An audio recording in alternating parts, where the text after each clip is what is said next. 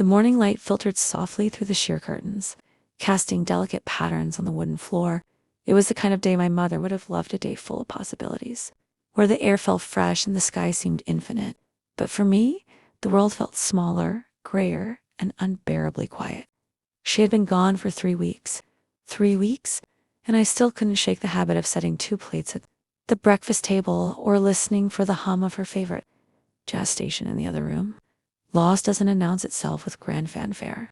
It arrives quietly, stealing the familiar rhythms of your life and leaving you stranded in a world that feels both alien and too familiar. I spent most days in the house now, sorting through her things. It wasn't just about clearing space. It was about searching for pieces of her. A note scribbled in the margins of a cookbook, the faint scent of her lavender perfume on an old scarf, or the way her handwriting curled in loops on a birthday card she'd saved from me. Each discovery felt like a gift in a wound, reminding me of her presence and the undeniable truth of her absence. Her garden was her pride and joy, a tangle of roses, wildflowers, and herbs that somehow thrived in chaos. I couldn't bring myself to tend it. The weeds were starting to creep in, but I liked to think of them as her rebellion against order. She always said life should be a little wild, unpredictable, and full of surprises.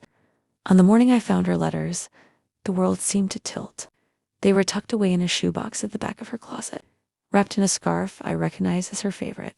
The box was heavier than I expected, filled with envelopes in varying states of wear, some faded with time and others crisp and new.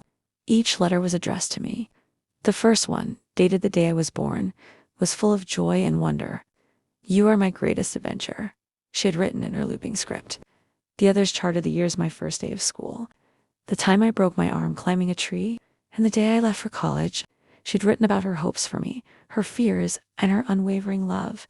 The last letter, dated just weeks before her passing, was the hardest to read. She must have known her time was near. "Life is a dance, my darling," she wrote. "You won't always get the steps right, but that's okay. Just keep moving. And remember, you're never truly alone." I sat in her garden for hours that day, reading her words over and over. The sun dipped low and the air grew cool, but I stayed there, feeling her presence in the rustling leaves and the scent of roses. Grief didn't disappear after that day. It didn't stop aching or making me catch my breath at odd moments. But her letters were a reminder that love transcends loss, living on in the memories we carry and the lives we lead.